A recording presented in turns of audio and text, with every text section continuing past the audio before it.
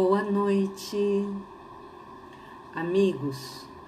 Mais uma quarta-feira em que nos propomos a trabalhar o que vínhamos levando a efeito na Casa Espírita Camille Flammarion, da cidade de Mirasolândia, com aqueles amigos, estudando o livro chamado Boa Nova, de psicografia de Francisco Cândido Xavier, pelo Espírito Humberto de Campos. E nós já nos encontramos no capítulo 5, que iniciaremos hoje, mas que possivelmente não terminaremos, porque é um capítulo bastante rico de instruções diretas do um Cristo a toda a humanidade da Terra, que na época se fazia para os discípulos e por aqueles que caminhavam junto, acompanhando a luz crística. Então, atraídos, ouviam também as instruções. Aí Jesus chama por um lado os discípulos, mais em particular, e passa a dar instruções específicas para os discípulos daquela época, mas sabemos sermos nós os discípulos atuais, porque discípulo é todo aquele que segue um professor, né? Que faz de acordo com esse professor, porque ele já caminhou, já sabe o caminho, então segue as instruções de um guia, né? Então, essas instruções serão trabalhadas aqui no capítulo 5. Mas Humberto de Campos faz uma introdução que tem alguns valores para a gente refletir também, tá? Então, capítulo 5, intitulado Os Discípulos. Frequentemente era nas proximidades de Cafarnaum que o mestre reunia a grande comunidade dos seus seguidores. Olha só, relata uma grande comunidade de seguidores. Portanto, onde há luz, há sempre aqueles que conseguem perceber essa luz, mesmo que não conscientemente. Mas nós somos atraídos porque há em nós ressonância com a luz. E isso está dito por Mestre Jesus quando fala assim: brilhem a vossa luz. Ou seja, o Cristo Jesus não nos fala, crie a vossa luz. Perceberam a diferença? Criar a luz significa que não tem, nós precisamos correr atrás para formar. Mas ele nos deu as instruções de que já temos luz e que elas têm que ser implementadas em nós. A luz do conhecimento, a luz do sentimento, a luz das ações sintonizadas com Deus, nosso Pai. Porque é de lá que veio a luz, originada, presente em nós. Porque somos filhos da luz, filhos do amor. Portanto, nós somos, eu costumo falar, né? Temos o DNA de Deus. Portanto, somos a sua imagem e semelhança. Não é imagem e semelhança de ter cabelo, ter olhos, ter ouvido, não. Porque Deus, sendo Espírito, e nós também não somos seres materiais, nós estamos fazendo uma experiência material, mas somos seres espirituais. Portanto, não é na aparência que o Cristo estava se referindo, e sim no fato de termos todo o potencial de desenvolver infinitamente o processo de criação. Nós já criamos filhos, criamos construções materiais, criamos construções da qual nós herdamos no futuro as criações espirituais, da semeadura que vai voltar para nós. Então já somos seres criantes, ou co-criadores. A diferença é que, por enquanto, criamos coisas muito pequenas, coisas que deixam de existir ao longo do tempo. Nós estamos exercitando a criar criações para a eternidade, a ponto de chegar a um Cristo e fazer como Jesus, o Cristo que conhecemos. Edificar, criar um mundo para que almas tais quais nós possamos estagiar implementando, fazendo brilhar a nossa luz que nós já temos. Então, continua Humberto de Campos, numerosas pessoas o aguardavam ao longo do caminho, ansiosas por lhe ouvirem a palavra instrutiva. Então, havia uma demanda, assim como há em nós, humanidade da Terra, todos, indistintamente, há uma busca interna. Somos seres aprendentes, tais quais crianças. Queremos observar, queremos ver, queremos reproduzir, queremos fazer, queremos estar junto de nossos pais, e aqui queremos estar junto de Deus, né?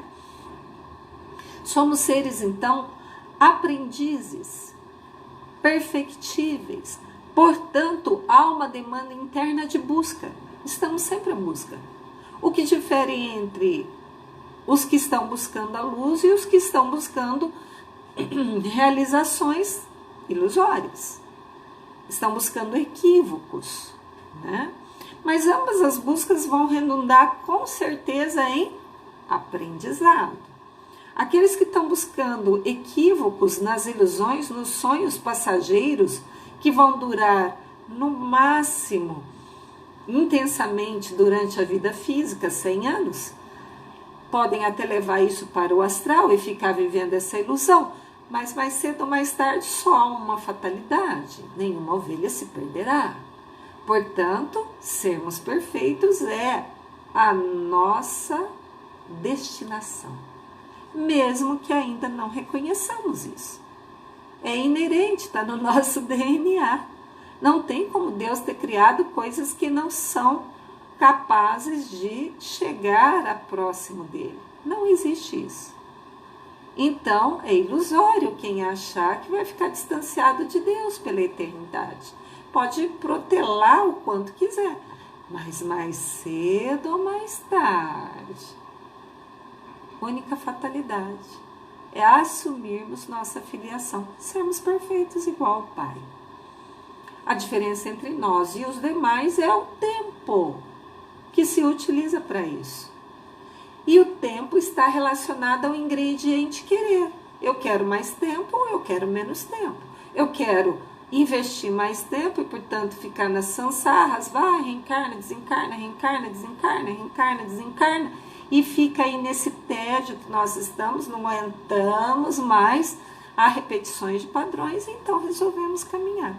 E alguns mais lúcidos, mais inteligentes, que já reconhecem, estão no presente conscientemente, eles escolhem não. Eu quero passar por isso, aprendendo para não ter que passar novamente, repetindo. Não tem uma grande semelhança com a escola? Exatamente. Estamos num planeta escola, que ao mesmo tempo ajuda a tratar as nossas feridas de alma mortal, pelo que já semeamos, né? Continua então o autor que não tardou, porém, que ele, Jesus, compusesse o seu reduzido colégio de discípulos. No capítulo anterior, a gente viu ali a convocação, o chamado convite, né? Para que espontaneamente os discípulos mais diretos, em número de 12, o seguissem. O número 12 é uma simbologia que simboliza a universalidade, ou seja, os discípulos, cada um deles representa cada um de nós na humanidade da Terra. Então, estamos ali sendo representados, dizendo para nós, assinalando, é possível.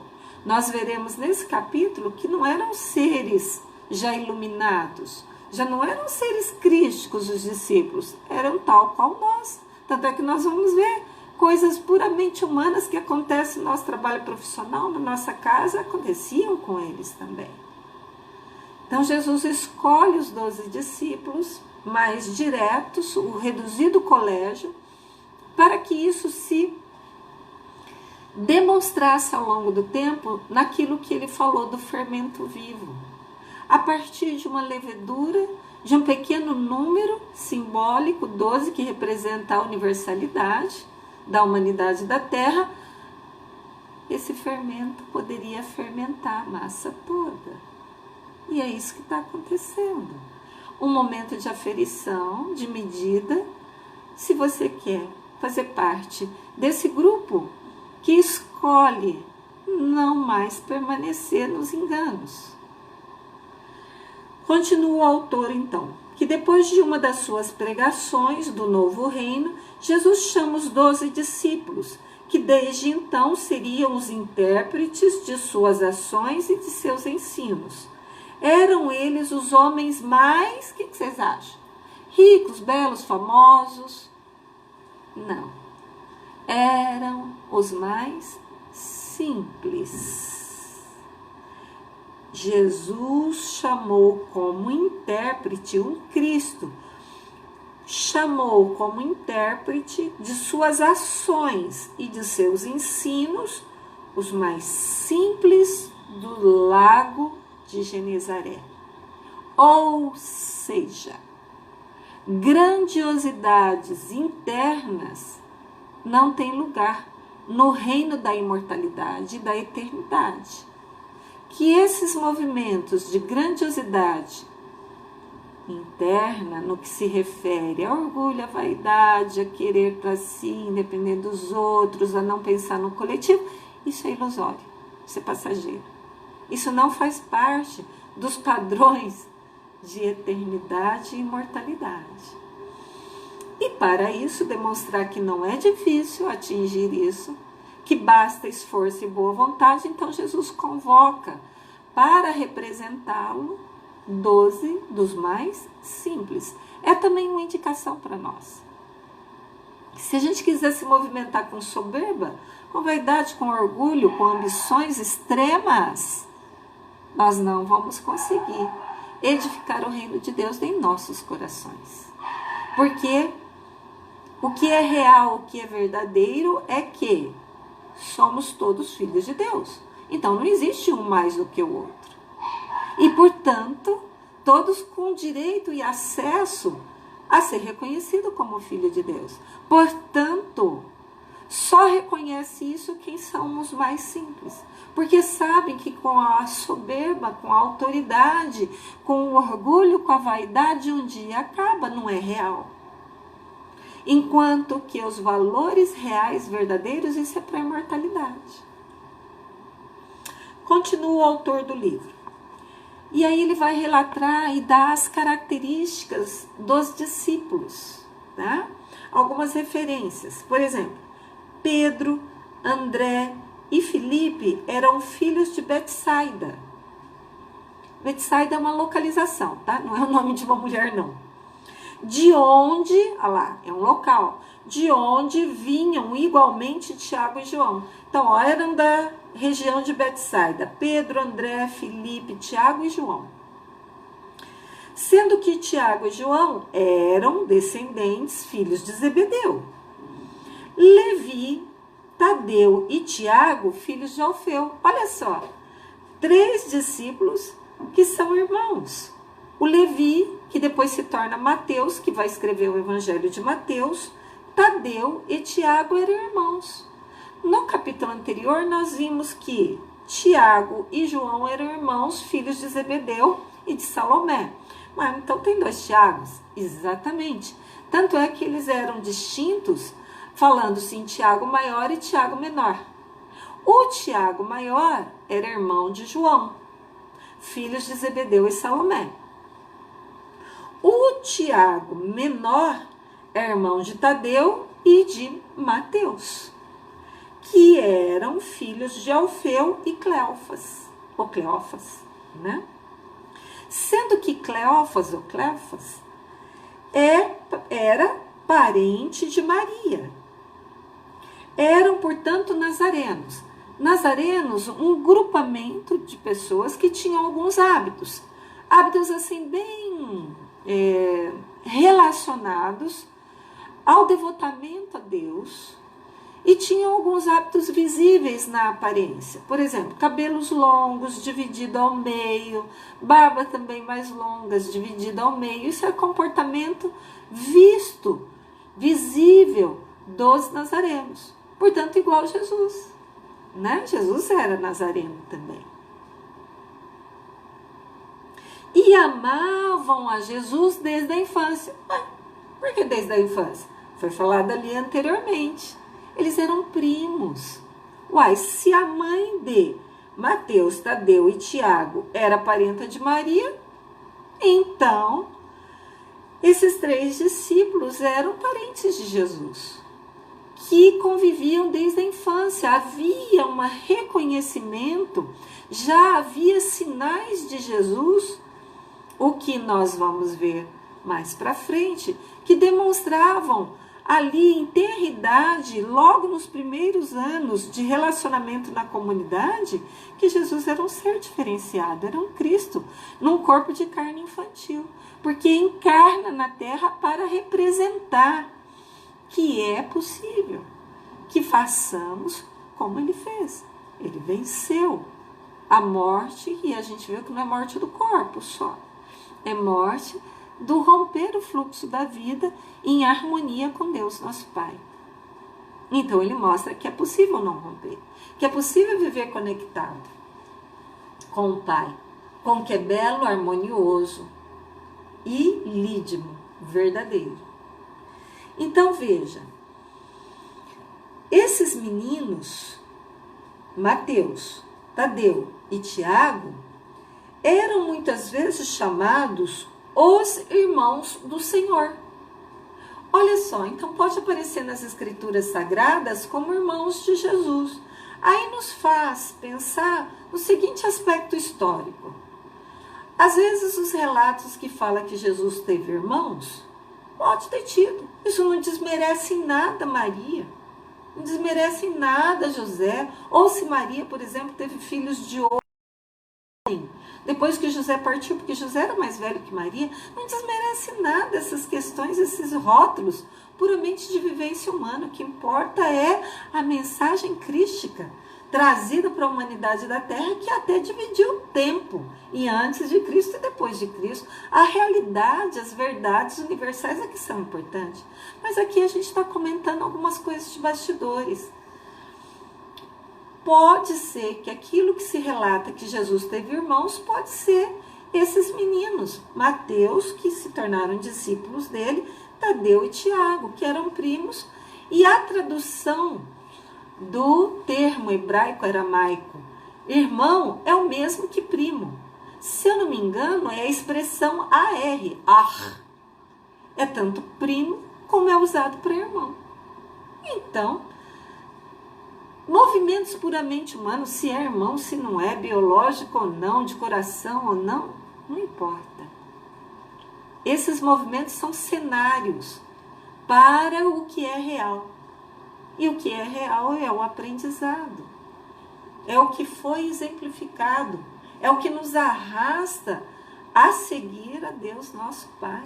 Eis esse que é o modelo. Mas como é um modelo muito, muito distante, porque ainda somos seres muito agarrados à matéria, aquilo que está morto vai morrer algum dia, então ele manda um filho dileto. Contamos essa história, né? Através da parábola dos vinhateiros homicidas na última live. Portanto, manda o filho, o pai manda o filho dileto, que é um Cristo, a representar, testificar em atitudes, em ações, o que marcou a humanidade da Terra até hoje. Por isso que estamos aqui refletindo, e a mensagem está válida, como nós vamos analisar, tá? À vista de suas profundas afinidades afetivas, por isso que eles eram chamados irmãos, né, de Jesus. Era afinidade afetiva. É isso que eu quero chamar a atenção. Eu estava lá falando que não é rótulo, não é parentesco consanguíneo, mas é a afinidade. Às vezes você tem essa afinidade por um ser que não é parente consanguíneo. Não importa se é parente ou não consanguíneo, o que importa é desenvolver essas características profundas de afinidade. Seja pelos primos, como Daiane, que está assistindo, prima do coração, como para todos os demais seres. Tem esse mesmo movimento de alma que se cultiva para alguém que lei de ação e reação nos trouxe dentro do núcleo familiar, como também ter esse mesmo movimento de alma por João, Maria, José, Zenaide, ou seja lá quem for, que a vida lhe trouxer, ter esse olhar de que eu sou extensão do outro, o outro é minha extensão, porque existe uma unidade, só há um Filho na Santíssima Trindade, lembra? Pai, Filho e Espírito Santo. Não é filhos, porque para o Pai só existe um Filho, que é toda a humanidade. São todos, o único Filho não vai fazer distinção. Não vai fazer diferença entre um e outro. Para o Pai não há, né? Simão, mais tarde... peraí, nós vamos continuar agora os discípulos, tá? Nós estamos aqui caracterizando os discípulos de Jesus. Tomé descendia de um antigo pescador de Dalmanuta. Lembra de Tomé? Igual São Tomé, só acredita vendo? Porque esse discípulo, para acreditar que Jesus ressuscitou, ou seja, venceu a morte, ou seja, o que morreu foi o corpo físico, mas o ser que sente, que pensa, que ama, esse continua a viver. E Jesus veio para testificar isso. E aí os discípulos ficaram hesitosos, se acreditam ou não, achando que era miragem ou era ilusão. Aí Tomé, o mais descrente, então ele representa a parte da humanidade da terra que precisa ver para crer, toca as feridas do Cristo para então poder acreditar.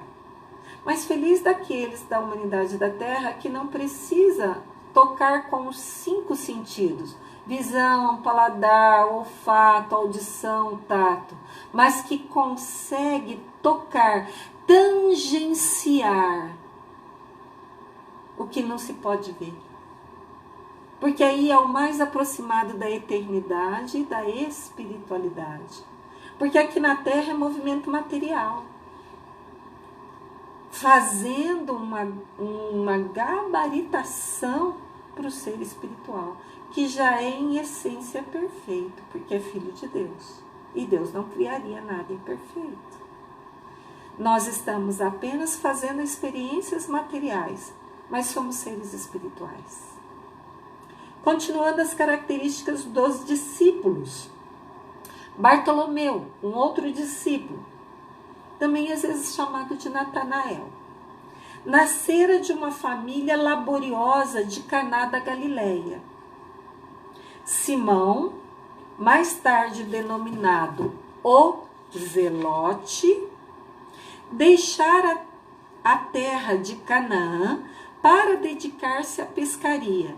E somente um deles, Judas,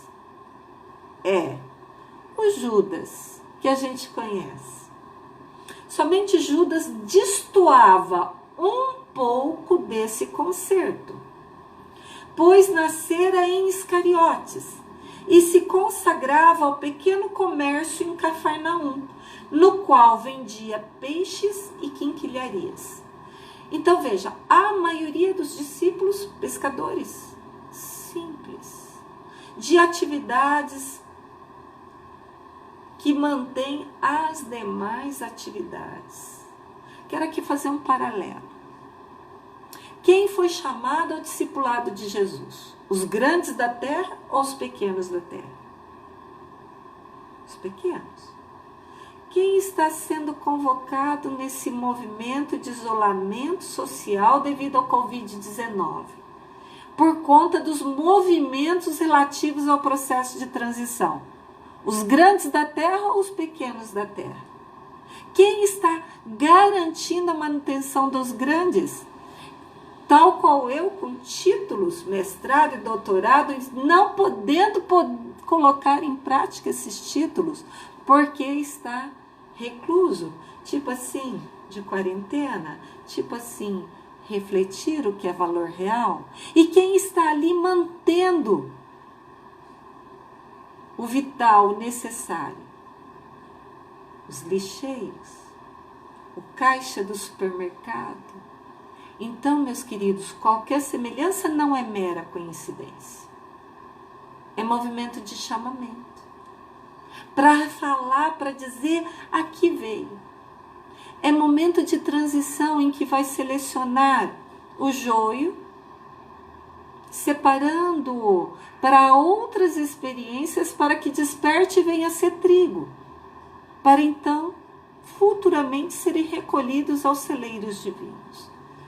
Ou seja, ao momento de recenseamento, de separação do que não é justo, não é verdadeiro, é ilusório, do que é real, ou do que é válido hoje para a eternidade. Então é esse momento de aferição, é esse momento em que nós estamos passando, tal qual na época que Jesus aqui esteve. Então veja que os discípulos daquele momento nada mais são do que nós agora, vivendo o discipulado, o aprendizado. Estamos aqui para aprender e para mostrar a que viemos. Porque chegou o momento de provação coletiva, não é mais individual. Tanto é que é uma pandemia. E como é que nós vamos reagir a isso? Cada um individualmente vai manifestar na coletividade. Entendeu qual é o nosso papel? Ah, eu não consigo fazer nada. Estou presa dentro do meu apartamento. Consegue. Nós somos as âncoras de lucidez, de presença, de consciência, de fazer, sentir, pensar, que vai ser a âncora na onde vai haver possibilidade de estabelecimento de um novo paradigma na Terra. Então não é voltar ao que era antes, não é voltar ao normal. É voltar em novos padrões de aprendizado. Como os discípulos. Simples, e daí a algum tempo passaram a transformar a água viva dos seus corações em vinho. Uma transmutação. Tal como Jesus fez lá nas bodas de Caná. Porque a partir do momento que a gente aceita o casamento do que é real, do que é verdadeiro, do que é válido para agora e para a eternidade, estabelece uma aliança. E há uma modificação interna que nos gabarita a viver experiências mais sutis, mais imorredoras, mais imperecíveis. E, portanto, nos aproxima mais da nossa filiação. Porque filho nós já somos.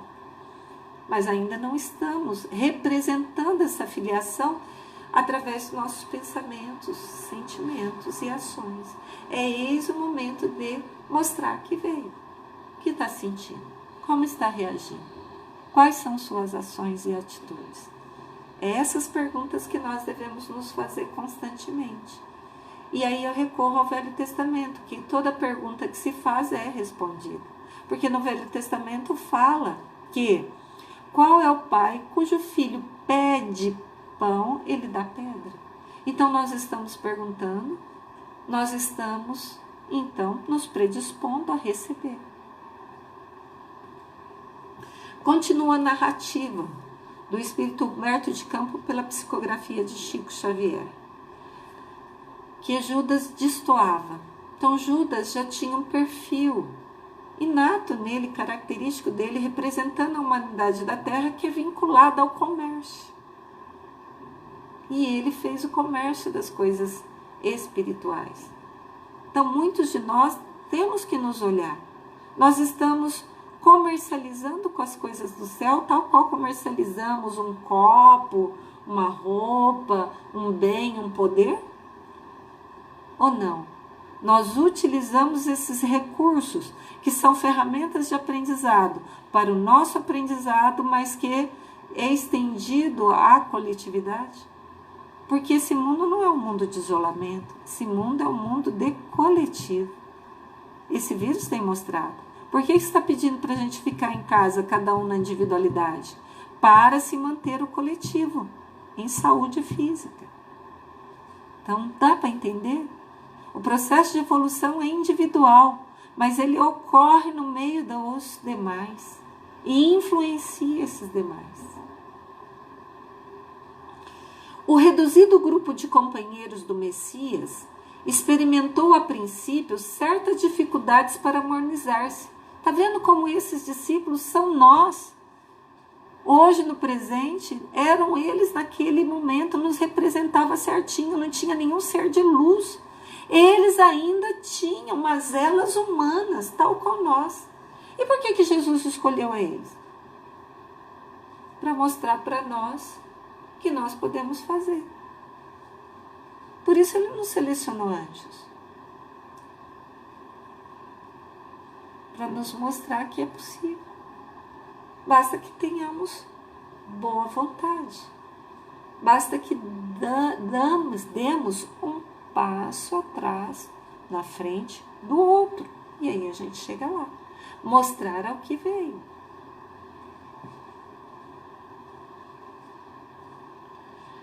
Então, de vez em quando, o mestre os surpreendiam, os discípulos. Poucos, 12. Em contendas, que gerava separatividade entre eles. De vez em quando, o mestre os surpreendia em discussões inúteis sobre qual deles seria o maior no reino de Deus. Olha só! Ninguém estava brigando por dinheiro ali, ninguém estava brigando por poder material, mas estavam brigando pelo poder espiritual. Quem era o melhor dentre todos, dentro da boa nova, dentro do reino de Deus? Quem tinha mais sabedoria, quem tinha mais inteligência, quem fazia mais o bem, quem seguia mais o Cristo. Olha só. Contendas, disputas, não cabe em nenhum momento, porque todos são no mesmo patamar, filhos de Deus e, portanto, um irmão do outro. No mesmo direito e com os mesmos deveres. Mas ainda existem ilusões internas nossas, que nos faz acreditar que estamos distanciados de Deus. Acreditar só, porque nunca nos distanciamos, que o Pai não ia desgarrar de nós. Acreditamos estar distanciado é um sonho, uma ilusão. E como acreditamos estar distanciado, nós entramos em parafuso achando que nós estamos, portanto, pecando. Porque nos afastamos de Deus.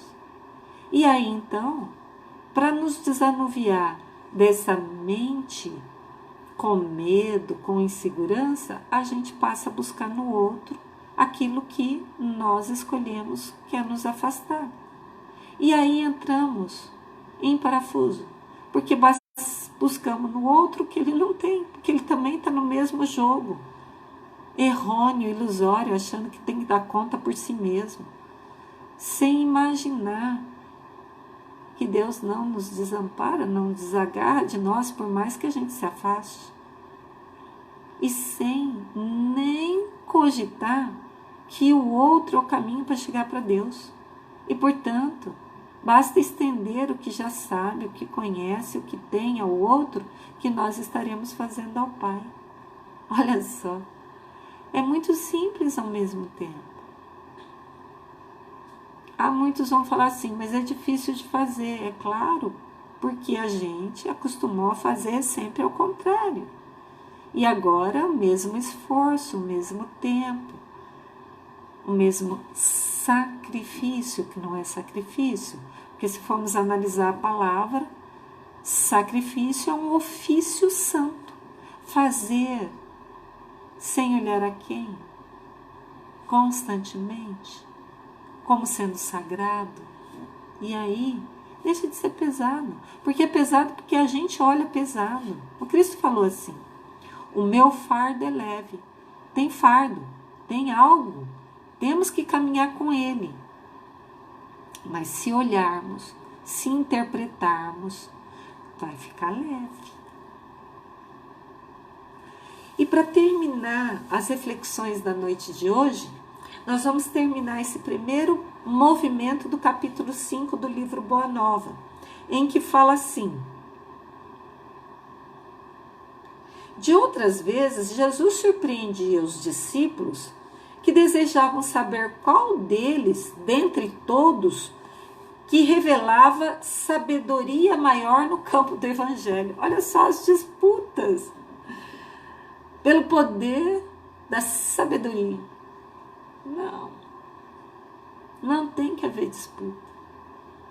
Tem que fazer em si, seguir, estender, passar, perdoar e vai à frente. Levi, que é o que depois se torna o evangelista Mateus, continuava nos seus trabalhos da coletoria local, enquanto Judas prosseguia nos seus pequenos negócios, embora se reunissem diariamente aos demais companheiros. Então veja que no começo é muito difícil, realmente, abandonarmos os nossos padrões já arraigados de pensar, de sentir, de agir. Eles continuavam na mesma, embora reunindo-se e juntando-se ao Mestre Jesus. Esse é o processo de transição, é o processo que nós estamos. O Pai não nos pede que escalemos o Monte Everest, conforme exemplificou Francisco Cândido Xavier. Ele apenas quer que a gente dê um passo na frente do outro, que exista boa vontade e perseverança. E isso a gente é capaz de definir e escolher como sim, eu quero fazer, dia após dia, como exercício. Então nós estamos nesse momento de discipulato nosso, em reconhecendo o exemplo maior do Cristo para seguir. Não nos pede os espíritos superiores que a gente acerte de primeira, mas espera que a gente venha a errar e aprender com o erro a não fazer novamente do mesmo jeito. Porque já diz o ditado popular, né? Que errar é humano, mas persistir no erro foram vocês que falaram, não eu.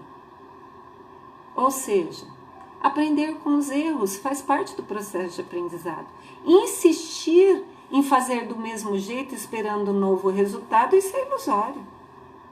Isso é infantilidade das mais grosseiras.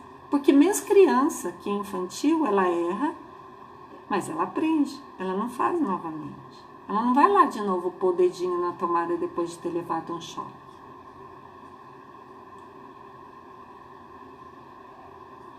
Judas então prosseguia nos pequenos negócios, embora se reunissem diariamente aos demais companheiros. Então, nesse movimento inicial é assim.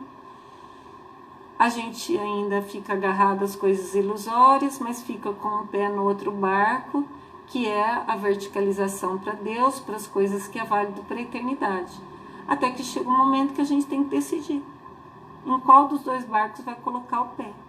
E a gente roga, sinceramente, ao alto que nos ajude a situar os nossos pés no barco da direita, que é o que representa as escolhas que nos gabaritam a viver em paz e felicidade, o agora e para a eternidade. Os 10 outros, então, fora Levi, que continuava na coletoria, cobrando os impostos que cabiam a César, e Judas Iscariotes, que continuava no seu pequeno comércio de quinquilharias, os outros 10 reuniam-se diariamente aos demais, mas os outros 10 viviam quase que constantemente com Jesus, junto às águas tranquilas do Tiberíades, como se participassem de uma festa incessante de luz. E aqui eu vou lembrar uma professora amiga querida que está também assistindo, que é a Silvânia Maria Conte. Silvânia, o que dá para ler nessa entrelinha aqui? 2 permaneciam nas atividades diárias comuns e 10 pescadores juntos de Jesus. A gente acabou falando agora há pouco dos lixeiros, dos caixas do supermercado, das farmácias, que não têm títulos e que muitas vezes estão mais junto do que é justo, belo e harmonioso. Então, mensagem subliminar aqui é que aonde possivelmente é mais fácil que acertemos, nos caminhos ilusórios dos cargos, do que um dia vai passar, porque nós vamos deixar com o processo da desencarnação, da morte física, ou buscarmos dentro da simplicidade, dentro do campo de ação que podemos desempenhar, desenvolver, sem tantas ilusões, nem glórias insanas e vãs. É nesses caminhos da maior simplicidade que nós podemos acertar mais e melhor. Estaremos mais sintonizados com o alto, sem as ilusões grosseiras do que visivelmente um dia vai morrer. Cargos, destaque, título, dinheiro, ilusões das mais variados tipos, roupas, buscar amigos por conta de ter favores, de ter devolução daquilo que se dá. Isso é ilusório, isso é passageiro. Iniciando-se, entretanto, o período de trabalhos ativos pela difusão da nova doutrina, o mestre reuniu os 12 em casa de Simão Pedro. Ele lhes ministrou as primeiras instruções referentes ao grande apostolado. Meus queridos, quem tiver oportunidade, leia essas instruções seguintes, porque são instruções para eternidade. E nós vamos trabalhar essas instruções diretas, não é aquelas que é feita no meio da multidão, não. É aquelas direcionadas, aquelas preciosidades direcionadas para aqueles que querem, que já se sentem exauridos dos movimentos puramente humanos e que já não querem mais operar nas bases do medo, da ansiedade, da tensão, da desconexão com as verdades imortais. Então, é para esses que as instruções da próxima quarta-feira nós vamos analisar com bastante carinho, baseados na leitura do livro Boa Nova. Jesus então reúne os 12 e vai dar instruções diretas aos discípulos. Então é um verdadeiro tesouro o que Jesus falou e que Humberto de Campos resgatou dos arquivos da espiritualidade, porque não está escrito desta forma nos evangelhos. Está lá, mas aqui é uma fala de coração para coração, de um amigo para outro amigo, de um Cristo para os seus discípulos diretos que seriam lançados ao mar dos lobos, que é a humanidade da terra insana, e que Jesus então prepara os seus corações.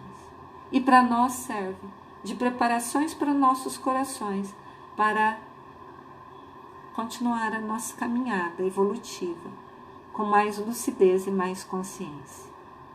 Então, até a próxima quarta-feira, amigos. Abraços fraternos.